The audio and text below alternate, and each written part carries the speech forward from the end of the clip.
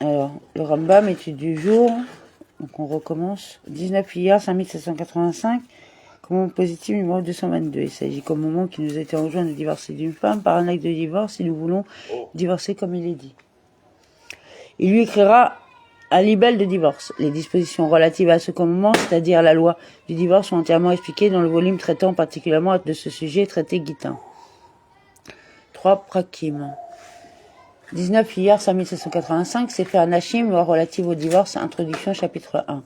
Loi du divorce, elle comprend deux commandements, un commandement positif qui est celui de répudier son épouse, le fasse avec un acte document écrit, un commandement négatif qui est de ne pas reprendre celle qui l'a répudiée après qu'elle s'est remariée. L'explication de ces deux commandements se trouve dans les chapitres suivants. Alors, une femme ne peut être répudiée que par un écrit qui lui parvient. Cet écrit est ce qu'on appelle get. Il y a 10 principes fondamentaux concernant la répudiation selon la Torah. Ce sont 1. Qu'un homme ne répudie sa femme que de son plein gré à lui. 2. Qu'il la répudie avec un document écrit et non avec autre chose. 3. Que l'objet de cet écrit soit qu'il la répudie et la retirer de sa propriété. 4. Que son objet soit d'être quelque chose qui fait une totale rupture entre lui et elle. 5. Qu'il soit rédigé expressément à l'attention de la femme. 6. Qu'aucune action ne manque à l'acte après sa rédaction si ce n'est sa remise à la femme. 7. Qu'il le remette à la femme, qu'il le remette par devant témoin. 9. Qu'il le lui remette à titre de répudiation. 10. Que ce soit le mari ou son mandataire à lui que le lui remette. Les autres éléments de l'acte de divorce tels que la date, la signature des témoins et de ce qui est semblable sont tous d'ordre rabbinique. D'où sait-on que ces 10 principes relèvent de la Torah, car il est dit, Deutéronome 24.1, elle se saura si elle ne trouve pas grâce à ses yeux. Il lui écrira un document de rupture, le remettra dans sa main et la renverra de sa maison. Si elle ne trouve pas grâce à ses yeux, enseigne qu'il ne répudie sa femme que de son plein gré à lui. Si répudie, c'est faire malgré lui, elle n'est pas répudiée. En revanche, la femme peut être répudiée que ce soit sa volonté ou non. 3. Et il lui écrira, enseigne qu'elle ne peut être répudiée que par un écrit. Et il lui écrira, enseigne que l'acte doit être rédigé à l'attention de la femme. Un document de rupture, c'est-à-dire quelque chose qui rompt entre lui et elle, de sorte qu'il ne lui reste plus aucune autorité sur elle. Et s'il n'y a pas encore eu de rupture totale entre lui et elle n'est pas répudiée comme il sera expliqué. Et il lui en mettra dans sa main. Enseigne qu'elle n'est pas répudiée tant qu'il n'a pas remis l'acte de divorce dans la main de son mandataire ou à elle, qui est assimilée à sa propre main à elle, ou dans sa cour à elle, tout cela étant considéré comme sa main à elle, comme il sera expliqué. Il la reverra, enseigne que l'objet de l'acte de divorce doit être qu'il la renvoie et non que lui-même la quitte. 4. Comment cela lui aurait-il écrit, voici tu es renvoyé, voici tu es répudié, voici tu es à toi-même, voici tu es permise à tout homme, ou une expression de sens similaire, elle est répudiée. La partie principale de l'acte de divorce est « Voici, tu es permise à tout homme ». En revanche, s'il lui a écrit « Je ne suis pas ton mari, je ne suis pas ton époux, je ne suis pas ton homme », cela n'est pas un acte de divorce, comme il est dit. Il la renverra. Et non qu'il se renvoie lui-même. Et de même, celui qui écrit à sa femme « Voici, tu es une femme libre ». Cela n'est pas un acte de divorce. 5. Ce qui est dit dans la Torah. Et il la renverra de sa maison. Ne signifie pas que le divorce n'est achevé que lorsqu'elle quitte sa maison. Plutôt, dès que l'acte de divorce parvient dans sa main, le divorce est achevé, bien qu'elle se trouve encore dans sa maison à lui, comme il sera expliqué inédit, et il la renverra que pour enseigner que s'il l'a répudiée et ne l'a pas renvoyée de sa maison, c'est comme quelqu'un qui approprie pour femme celle qu'il a répudiée. C'est pourquoi elle aura besoin d'un second acte de divorce de lui, comme il sera expliqué. Et d'où sait-on qu'aucune action ne doit manquer à l'acte après sa rédaction avant sa remise à la femme. Car il écrira, il remettra. L'acte de divorce valide est celui qui est seulement nécessaire d'écrire et de remettre à la femme. Ce qui exclut celui qui est nécessaire de couper après l'avoir écrit. C'est pourquoi, s'il a écrit un acte de divorce sur une corne de vache, il donne la vache à la femme. Et s'il a coupé la corne après avoir écrit l'acte et qu'il lui a donné la corne, cela n'est pas un acte de divorce. Et de même, s'il a inscrit le texte de l'acte de divorce sur un produit agricole attaché au sol, même si les témoins ont apposé leur signature après qu'il l'a détaché et qu'il l'a alors remis à la femme, cela n'est pas un acte de divorce. On n'écrit pas même le formulaire d'un acte de divorce sur un végétal attaché à la terre. S'il a écrit le formulaire sur un végétal attaché à la terre et qu'il l'a détaché, et a ensuite écrit le nom de l'homme, le nom de la femme, la date et la mention « Voici, tu es permise à tout homme », qu'il a fait signer et l'a remise à la femme, cela est valide. S'il a écrit tout acte de divorce sur une feuille d'une plante qui est plantée dans un pot percé et rattaché au sol par le trou, même s'il lui a donné dans tout le pot, l'acte de divorce est invalide. Ceci est un décret des sages de crainte qui ne coupe la feuille de la plante pour la lui donner. Cependant, il peut écrire l'acte de divorce sur le pot même et le lui donner.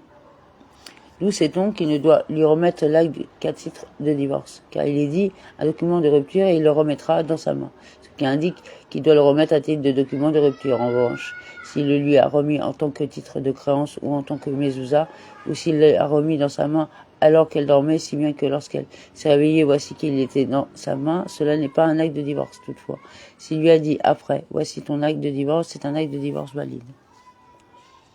Il a dit à des témoins, voyez, l'acte de divorce que je lui remets, puis qu'il a dit à la femme, prends ce titre de créance, cela est valide, car il fait savoir aux témoins qu'il le remettrait à titre de divorce. Et la raison pour laquelle il lui a dit titre de créance est qu'il a eu honte devant elle. Celui qui répudie sa femme doit lui dire, lorsqu'il lui remet l'acte de divorce, voici ton acte de divorce. C'est ton acte de divorce ou une expression semblable. S'il lui a remis dans sa main sans rien dire, c'est un acte de divorce invalide. Dans quel cas cela s'applique-t-il? S'il n'était pas en train de s'entretenir avec elle sur la question de son acte de divorce, mais s'il était en train de s'entretenir avec elle à propos de son acte de divorce et qu'il a pris l'acte de divorce et lui a remis dans la main sans rien dire, c'est un acte de divorce valide. Soit le cas suivant, l'acte de divorce était posé sur le sol, il lui a dit « prends ton acte de divorce par terre » et il l'a pris, ou B, l'acte était attaché à sa main ou à sa hanche, à lui et l'a retiré de lui dans ces cas. Même s'il a dit à la femme après que l'acte est parvenu dans sa main, voici ton acte de divorce, cela n'est pas un acte de divorce, cela est dit, et il le remettra dans sa main, et non qu'elle le prenne elle-même. Or, voilà qu'il ne lui a pas remis, ni lui, ni son mandataire. En revanche, s'il a penché vers elle, en tordant son corps ou s'il a penché sa main, de sorte qu'elle a pris l'acte de divorce qui était sur lui et qui lui dit « Voici ton acte de divorce, c'est un acte de divorce valide ». Nous savons-nous qu'il doit le lui remettre par devant témoin. Voilà qu'il est dit Deutéronome 19.15. C'est d'après 2 ou 3 témoins qu'une chose sera établie. Or, il est impossible que cette femme soit aujourd'hui une herva, de sorte que celui qui a des rapports avec elle est passible de mort par le tribunal et que le lendemain elle devienne permise sans témoin.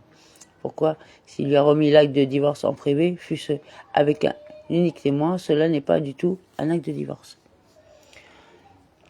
Dans quel cas cela s'applique-t-il? Dans le cas où l'acte de divorce est écrit de la main d'un scribe, et si le mari a écrit l'acte de divorce de son écriture manuscrite, qu'un unique témoin l'a signé et qu'il l'a remis à sa femme, c'est un acte de divorce invalide, et qui disqualifie la femme pour se remarier avec un Kohen. C'est une ordonnance des sages que les témoins imposent leur signature sur l'acte de divorce de crainte que les deux témoins devant le mari aient remis l'acte de divorce à la femme ne meurent. L'acte de divorce entre les mains de celle-ci ne serait alors qu'un simple tesson de peau, car il n'y figure pas de témoin. C'est pourquoi ils ont institué que les témoins témoignent à l'intérieur de l'acte de divorce. Et bien que les témoins figurent à l'intérieur de l'acte, le mari le remet à la femme par devant 2 témoins. Il s'agit de ces témoins signataires ou de 2 autres, car la répudiation est opérée principalement par les témoins de la remise de l'acte de divorce à la femme. Dans le cas où 2 témoins ont signé l'acte de divorce, si le mari a transgressé et l'a remis à sa femme en privé, ou s'il s'est avéré que les témoins de la remise de l'acte de divorce étaient des témoins disqualifiés, l'acte de divorce est valide. Dès lors que les témoins dont les signatures figurent dans l'acte sont valides et que l'acte de divorce est produit par la femme. Et certains gaonim ont enseigné qu'il est invalide par ordre rabbinique. Ces témoins dont les signatures figurent dans l'acte de divorce sont disqualifiés, même si l'un est disqualifié et l'autre est apte, et que le mari a remis l'acte de divorce à la femme par devant 2 témoins aptes, cela est invalide, car l'acte de divorce est considéré comme falsifié de l'intérieur. Qu'est-ce qu'il y a? Si les signatures des témoins sont espacées de 2 lignes entières du texte de l'acte de divorce, cela est invalide. Quel espace laissera-t-on entre les signatures des témoins et le texte de l'acte de divorce? moins de 2 lignes, de sorte que les signatures soient lues avec le texte. Dans quel cas cela s'applique-t-il? Dans le cas où l'acte de divorce est produit par la femme, il n'y a pas de témoin de la remise de l'acte. Mais si l'acte a été remis à la femme par devant témoin, même si les signatures des témoins figurent dans l'acte, sont très espacées du texte de l'acte de divorce, de sorte qu'on ne les lit pas ensemble, et même s'il n'y a aucune signature de témoin, cela est valide, car la répudiation est effectuée principalement par les témoins de la remise de l'acte. Les témoins devant lesquels a lieu la remise de l'acte de divorce doivent le lire, et c'est ensuite que le mari le remet à la femme. Et si le mari l'a remis à la femme devant eux, avant qu'ils ne le lisent, il le lit après. S'ils l'ont lu alors qu'il se trouve dans la main du mari ou de son mandataire, qui le lui ont rendu et que ce dernier l'a de nouveau inséré à l'intérieur de sa main et l'a ensuite remis à la femme, les témoins doivent le lire à nouveau. Dans ce dernier cas, s'ils ne l'ont pas lu, mais que la femme l'ait pris et l'ait jeté à la mer ou au feu, elle est répudiée avec certitude. Dès lors qu'ils l'ont lu au début, on ne craint pas que le mari l'ait échangé. Du reste, même si le mari dit « c'était un autre document que je lui ai remis et non l'acte de divorce que vous avez lu », il n'est pas cru et la femme est répudiée avec certitude. S'ils n'ont pas lu l'acte de divorce au début et qu'il ait été remis à la femme par devant eux, et qu'elle l'ait jeté au feu ou à la mer, même si le mari dit c'était un acte de divorce valide. Il y a doute si elle est répudiée. S'il lui a jeté l'acte de divorce dans sa cour, à elle, entre les 2 tonneaux, par devant témoins, qui l'ont cherché et ont trouvé une mezouza ou un autre document. On ne craint pas qu'elle soit répudiée, car on présume que l'objet qui a été trouvé est celui qui l'a jeté. S'il s'y trouve 2 ou 3 mezouzotes ou documents, on craint que l'acte de divorce qu'il a jeté n'ait été traîné par des souris et il y a doute si elle est répudiée. Les témoins qui signent sur l'acte de divorce doivent savoir lire et signer. S'ils ne savent pas lire, on lit l'acte devant eux et ils signent, à condition qu'ils connaissent la langue dans laquelle est rédigé l'acte de divorce. Et s'ils ne savent pas le signer, on leur fait une trace sur le papier avec de la salive ou ce qui est semblable, quelque chose dont la trace ne subsiste pas, et ils écrivent sur la trace. On ne fait pas cela pour les autres actes légaux. C'est une indulgence que les sages ont consentie concernant les actes de divorce afin que les filles d'Israël ne soient pas agonotes, puisque la signature des témoins dans l'acte de divorce est d'ordre rabbinique, comme nous l'avons expliqué. Bien que la signature des témoins dans l'acte de divorce soit l'ordre rabbinique, les sages ont institué que les témoins mentionnent leur nom dans l'acte de divorce. Et de même, ils ont institué que les témoins de l'acte de divorce ne signent que l'un en présence de l'autre. S'ils ont signé l'un en l'absence de l'autre, c'est un acte de divorce invalide. Et de même, les sages ont institué que l'on mentionne la date dans l'acte de divorce et le lieu de rédaction comme pour les autres actes. On craint que si la femme est une parente à lui et qu'elle commette un adultère, il ne lui écrive qu'un acte de divorce après l'adultère et le lui remette alors afin de l'exonérer de la responsabilité. Or, si la date n'y est pas mentionnée, elle pourra dire « j'ai été répudiée avant l'adultère ». C'est la raison pour laquelle les sages ont institué d'inscrire la date dans les actes de divorce. Un acte de divorce sur lequel figurent les signatures de témoins et qui n'est pas daté, ou qui est antidaté ou post-daté, ou qui a été écrit dans la journée et signé dans la nuit qui suit, même s'ils étaient toujours occupés à cela et ne se sont pas interrompus, ou qui a été écrit à Jérusalem et par erreur il est inscrit, qu'il a été rédigé à Loud, tout cela sont invalides. Il faut que les témoins signent à la date et dans le lieu inscrit dans l'acte. S'il a coupé la partie de l'acte où figure la mention de la date et a remis l'acte tel quel, amputé de la date, à la femme, ou s'il a écrit la date sans écrire le jour, mais simplement première ou seconde semaine de tel mois, ou simplement tel mois sans même mentionner la semaine, ou telle année sans mentionner le mois, ou même s'il a seulement écrit le cycle de 7 ans en cours, cela est valide. Et de même s'il a écrit aujourd'hui, je l'ai répudié, cela est valide, car cela signifie en ce jour où l'acte de divorce est produit. Et de même, les sages ont institué que l'on date les actes de divorce en faisant le compte des années de l'autorité souveraine de l'époque pour maintenir la paix avec les autorités. Aurait-on inscrit la date de l'acte en fonction d'une autorité souveraine qui n'est pas celle de ce pays ou en fonction de la date de la construction du temple ou la destruction du temple? Si les habitants de cet endroit ont coutume de compter de la sorte, c'est valide. Et s'ils n'ont pas l'habitude de compter ainsi, c'est invalide. Il est déjà devenu l'usage dans l'ensemble du peuple juif de dater les actes de divorce en comptant les années à partir de la création du monde ou suivant le règne d'Alexandre de Macédoine qui sert de référence pour dater les documents légaux. Et si l'on a inscrit la date en fonction d'une autorité actuelle. Dans un pays où cette autorité est reconnue, c'est valide. Celui qui dit à deux hommes, écrivez, signez et donnez un acte de divorce à ma femme. Si la chose tarde plusieurs jours ou plusieurs années, ou s'il s'avère que l'acte de divorce est nul, si bien qu'il leur faut rédiger un autre acte de divorce valide plusieurs années après, comme il sera expliqué. Ils inscrivent la date et le lieu de rédaction, et non la date ou le lieu où le mari leur a dit, écrivez comme cela. Comment cela? Soit le cas suivant. Il était à Jérusalem lorsque le mari leur a dit d'écrire un acte de divorce pour sa femme durant le mois de Tishri, et ils ont tardé jusqu'au mois de Nissan et se trouvent alors à Loud. Dans pareil cas, ils inscrivent dans l'acte de divorce Nissan en date de Loud comme lieu, car c'est là que l'acte de divorce est rédigé. La règle est la même que pour les autres documents. C'est faire Nashim relative au divorce, chapitre 2. Ce qui est dit dans la Torah, Deutéronome 24.1. Il lui créera un document de rupture et il le remettra dans la main, s'applique tant à celui qui écrit de sa main qu'à celui qui demande à un autre de l'écrire pour lui. Il s'applique tant à celui qui remet le document dans la main de sa femme qu'à celui qui demande à un autre de lui remettre. Inédit. Il écrira que pour signifier que la répudiation de la femme ne s'opère que par un document écrit. Quant à l'expression « il remettra », elle signifie que la femme ne doit pas prendre d'elle-même le document mais doit le recevoir. S'il dit à deux personnes, écrivez un acte de divorce, signez-le et donnez-le à ma femme.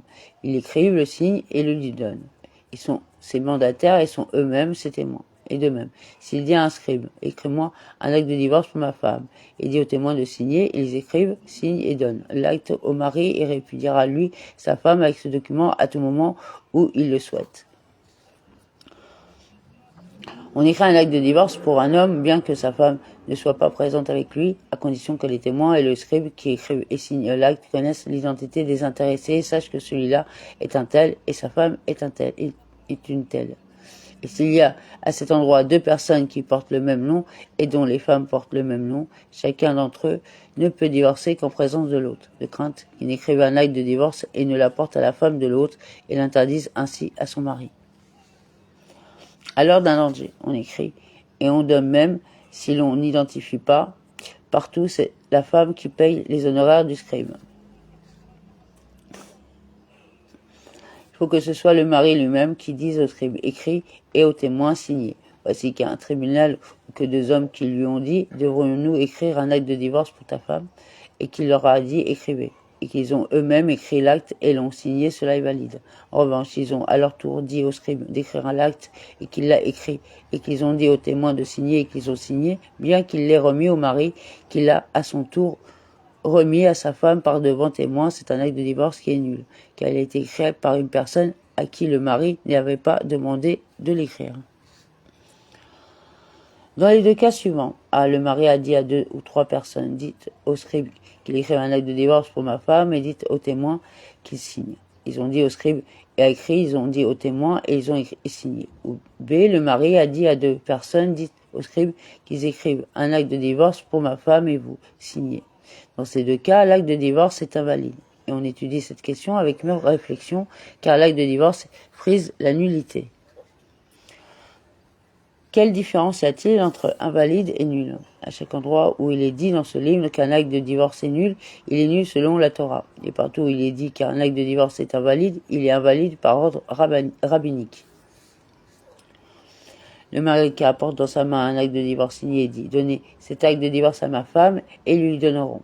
S'il a dit à d'autres d'écrire un acte de divorce, de le signer et de le donner à sa femme, qu'ils l'ont écrit et l'ont donné à la femme et que l'acte de divorce s'est trouvé nul ou invalide, ils écrivent un autre acte de divorce, même 100 fois s'il le faut, jusqu'à ce qu'un acte de divorce valide parvienne dans la main de la femme. Si le mari leur a dit, écrivez un acte de divorce et signez-le et donnez-le à mon mandataire pour l'apporter à ma femme.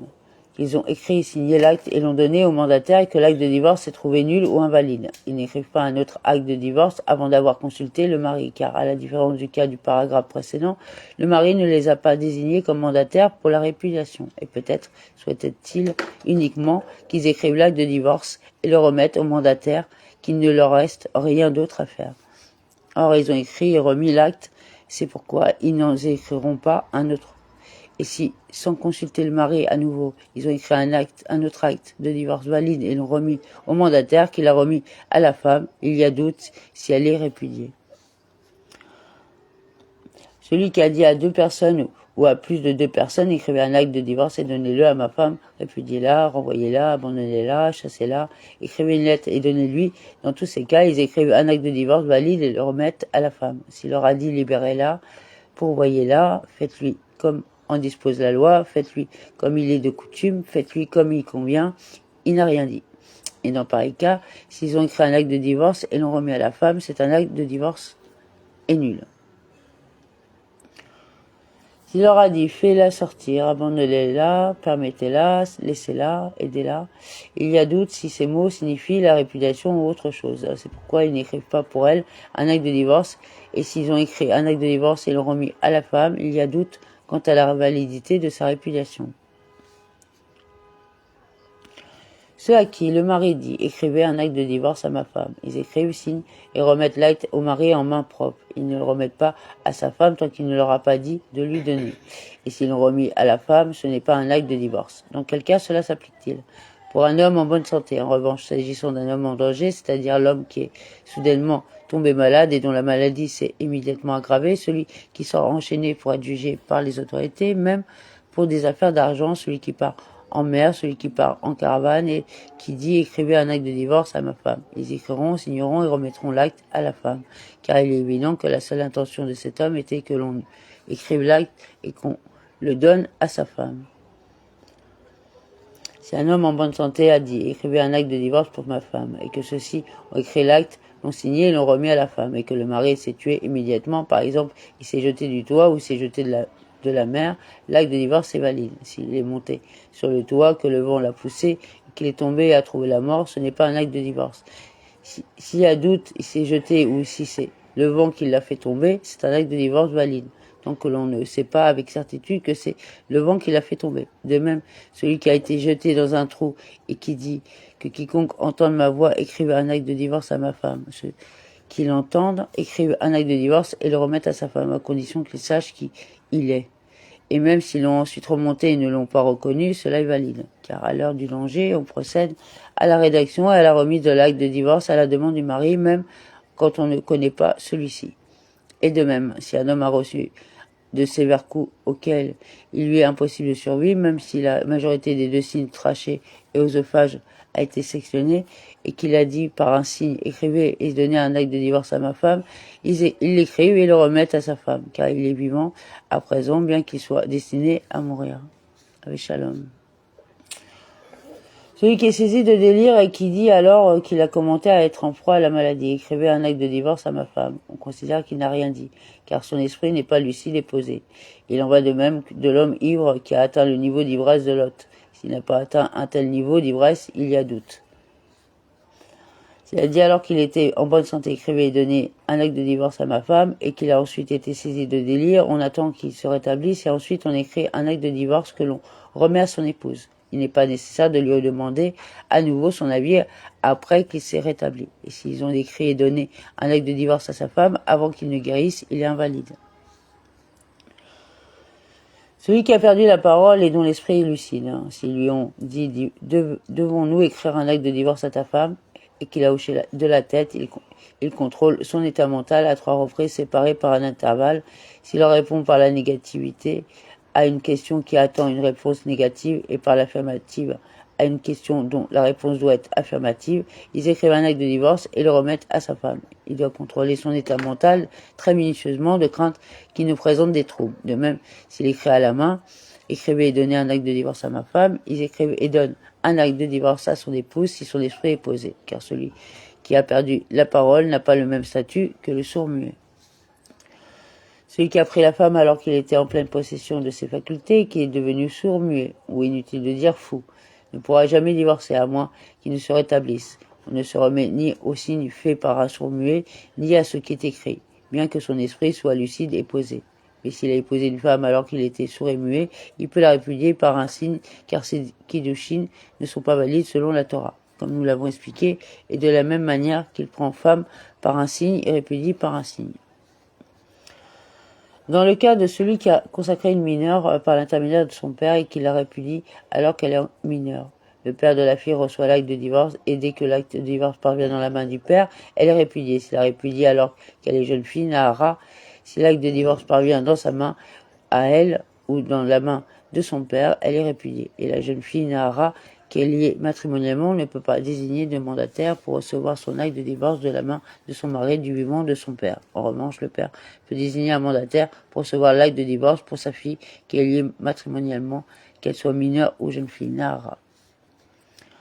Dans le cas où son père l'a consacrée à un homme par des kiddushin, alors qu'elle était mineure et il est mort. Si elle sait discerner son acte de divorce d'une autre chose, elle est répudiée dès que l'acte de divorce parvient en sa main. Et sinon, elle ne peut pas être répudiée tant qu'elle ne fait pas la distinction.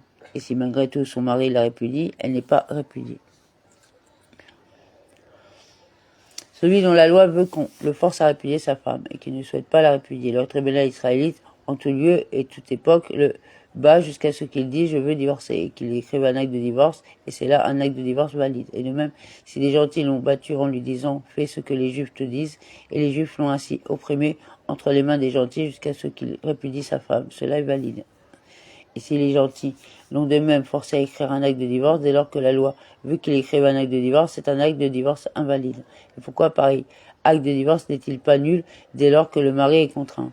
Que cette coercition soit exercée par des gentils ou par des juifs, car on ne qualifie de contrainte que celui qui a été pressé de faire une chose à laquelle il n'était pas obligé selon la Torah, comme celui qui a été battu jusqu'à ce qu'il procède à une vente ou à une donation. En revanche, celui qui est incité par son mauvais penchant à manquer à une mitzvah ou à commettre une transgression, et qui est battu jusqu'à ce qu'il fasse ce qui est tenu de faire, jusqu'à ce qu'il s'éloigne de ce qui lui est interdit de faire, il n'est pas considéré comme contraint. Plutôt, c'est lui-même qui se contraignait malgré lui à mal agir. C'est pourquoi celui-là qui ne veut pas répudier sa femme alors qu'il en a le devoir, étant donné qu'il désire faire partie du peuple juif, qui désire accomplir tous les commandements et s'éloigner des fautes, et que c'est seulement son mauvais penchant qui s'est saisi de lui, dès lors qu'il a été battu jusqu'à ce que son mauvais penchant soit affaibli et qu'il a dit « je veux la répudier », il a répudié de son plein gré.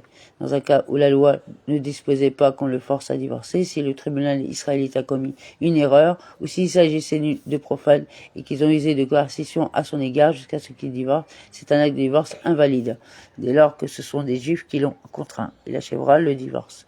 Mais si ce sont les gentils qui l'ont contraint à divorcer alors que cela n'était pas conforme à la loi, cela n'est pas un acte de divorce, bien qu'il l'ait dit aux gentils suite aux manœuvres coercitives.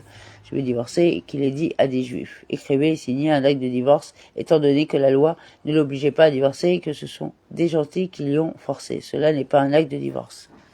C'est faire Nashim, loi relative au divorce, chapitre 3. Tout acte de divorce qui n'a pas été écrit à l'intention de l'homme et de la femme qui divorce n'est pas un acte de divorce. Comment cela? Soit le cas suivant, un scribe a été écrit un acte de divorce pour enseigner ou pour apprendre, et un homme est venu et constaté que le nom inscrit sur l'acte de divorce correspondait au sien, que le nom de la femme correspondait à celui de sa femme et que le nom de la ville correspondait à sa ville. Il a pris l'acte et a répudié son épouse avec celui-ci. Dans pareil cas, cela n'est pas un acte de divorce et la répudiation est nulle. Plus encore, celui qui a écrit un acte de divorce pour répudier sa femme et qui s'est ravisé, s'il rencontre un habitant de la même ville et lui dit « J'ai le même nom que toi et ma femme a le même nom que ta femme », et que ce dernier prenne l'acte et répudie son épouse au moyen de celui-ci, bien que l'acte ait été écrit en vue d'un acte de divorce. Ce n'est pas un acte de divorce. Plus encore, un homme qui a deux femmes homonymes et qui a écrit un acte de divorce pour répudier la plus âgée. S'il change d'avis et répudie la plus jeune avec cet acte, ce n'est pas un acte de divorce, bien qu'il ait écrit à l'intention de l'homme qui répudie. Il n'a pas été écrit à l'intention de celle qui est répudiée. Plus encore, s'il dit au scribe écrit un acte de divorce et je répudierai celle que je souhaite au moyen de cet acte, que le scribe ait écrit l'acte dans cette intention et que le mari ait répudié au moyen de l'acte de l'une d'elles. La répudiation fait l'objet d'un doute. Et tout acte de divorce qui n'a pas été rédigé à l'intention de la femme, même si l'on repasse avec la plume sur le texte à son intention, n'est pas un acte de divorce. Celui qui a écrit un acte de divorce pour répudier sa femme et qui s'est ravisé ne l'a pas répudié ici. S'il s'est isolé avec elle après avoir écrit l'acte et qu'il souhaite par la suite la répudier, il ne la répudiera pas avec cet acte de divorce. Et s'il a tout de même répudié avec cet acte de divorce ancien, elle est répudiée et peut se remarier a priori. car il a été écrit à son attention et à elle, et le lui a remis à présent par devant témoin conformément à la loi. Et pourquoi ne doit-il pas la répudier avec cet acte a priori? Ceci est un décret de crainte que l'on dise son acte de divorce avait précédé son fils.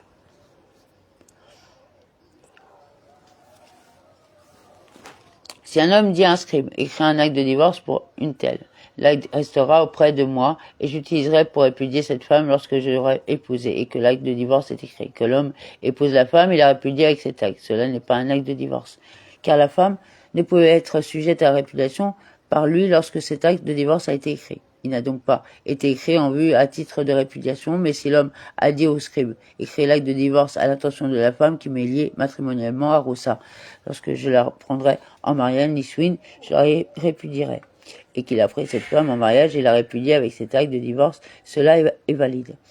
Si un homme a écrit un acte de divorce pour sa Yevama avant le Hiboum, et la répudié avec cet acte après avoir accompli avec elle le Hiboum, la répudiation fait l'objet d'un doute, dès lors qu'elle n'était pas véritablement sa femme lorsqu'il l'a écrit.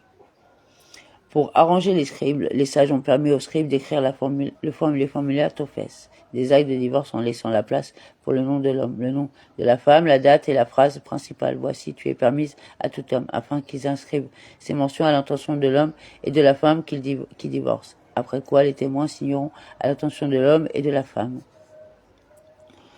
Si le scribe a écrit l'acte de divorce à l'intention de l'homme et de la femme conformément à la loi et que les témoins n'aient pas signé à leur intention, dès lors que l'acte a été remis à la femme en présence de témoins, c'est un acte de divorce, mais il est invalide par ordre rabbinique. Et pourquoi n'est-il pas nul?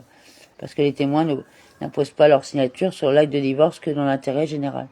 D'aucuns sont d'avis que si les témoins n'ont pas signé à l'intention de la femme, étant donné que l'acte est comme faux, de par sa teneur, cet acte de divorce est nul. Et de même, disent-ils, si l'un des témoins est disqualifié ou si l'acte a été signé par un seul témoin valable, bien qu'il ait été remis à la femme en présence de témoins. C'est un acte de divorce nul. Cette décision ne me semble pas correcte. Plutôt, l'acte s'apparente à un faux, mais n'est pas vraiment un faux. Et dès lors qu'il a été remis devant des témoins valables, il est invalide uniquement par ordre rabbinique. Celui qui apporte un acte de divorce le perd. Il le retrouve s'il a perdu dans un endroit où les caravanes ne sont pas fréquentes, même s'il l'a retrouvé longtemps après. On présume que l'acte de divorce qu'il a perdu est celui qu'il a été trouvé et sa femme peut être répudiée avec cet acte. S'il a perdu dans un endroit où les caravanes sont fréquentes, on applique la règle suivante. S'il l'a retrouvé immédiatement alors que personne encore parmi les voyageurs ne s'est attardé là où il l'a retrouvé dans le contenant, où il l'avait déposé et qu'il reconnaisse visuellement la longueur et la largeur de l'acte emballé, on présume qu'il s'agit toujours du même acte de divorce et la femme peut être répudiée avec cet acte. S'il a été établi à cet endroit qu'un autre homme porte le même nom que le sien qui figure dans l'acte de divorce, on craint que cet acte de divorce qui a été trouvé ne soit celui de l'autre personne. Dès lors qu'un homme est passé par là, bien qu'il ne s'y soit pas attardé. Et si la femme a été répudiée au moyen de cet acte, il y a doute si elle est répudiée même. Mais si cette personne n'est pas passée par là, on présume qu'il s'agit toujours du même acte de divorce, bien que l'existence de deux homonymes ait été établie.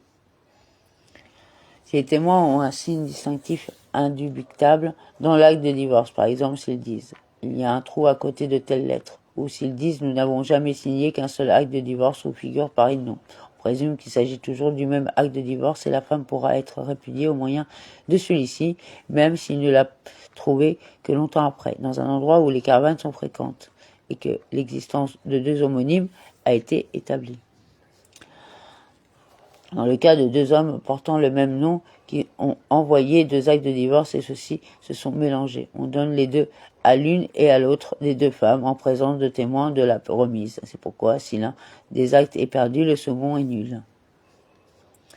Dans le cas d'un homme qui a deux noms, et de même d'une femme qui a deux noms, lorsqu'il répudie sa femme, il écrit dans l'acte le nom de l'homme et de la femme qui est usuel et qui est le plus connu. Et il dit dans l'acte de divorce, monsieur un tel et tout autre nom qu'il porte répudie, madame une telle et tout autre nom qu'elle porte. S'il inscrit son surnom à lui et son surnom à elle, cela est valide.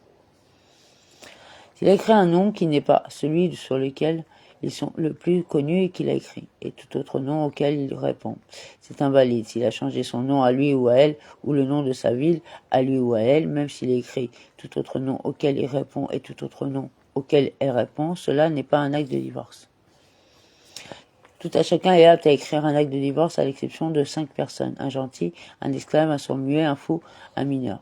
Même une femme peut elle-même écrire son acte de divorce, un juif qui a renié la foi d'Israël pour embrasser l'idolâtrie ou qui profane publiquement le Shabbat est considéré comme un gentil en tout point.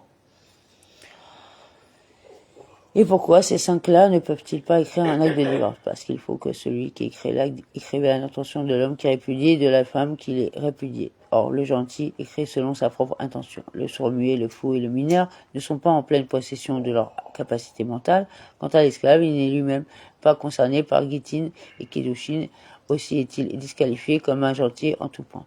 Et si l'une de ces 5 personnes a écrit un acte de divorce, ce n'est pas un acte de divorce, bien qu'il y ait été signé par des témoins valables et remis à la femme en présence de témoins valables. Si l'une de ces 5 personnes a écrit le formulaire TOFES, d'un acte de divorce en laissant en blanc le libellé TOREF, c'est-à-dire le nom de l'homme, le nom de la femme, la date et la phrase principale, tu es permise à tout homme, et qu'un juif adulte en pleine possession de ses facultés mentales ait inscrit ces mentions à l'intention de l'homme et de la femme, c'est un acte de divorce valide. Il est permis de laisser un sourd-muet, un fou ou un enfant écrire le formulaire d'un acte de divorce a priori, à condition qu'un adulte en pleine possession de ses facultés mentales se tienne à ses côtés. Mais un gentil et un esclave ne peuvent pas écrire le formulaire d'un tel acte a priori, même si un juif se tient à leur côté.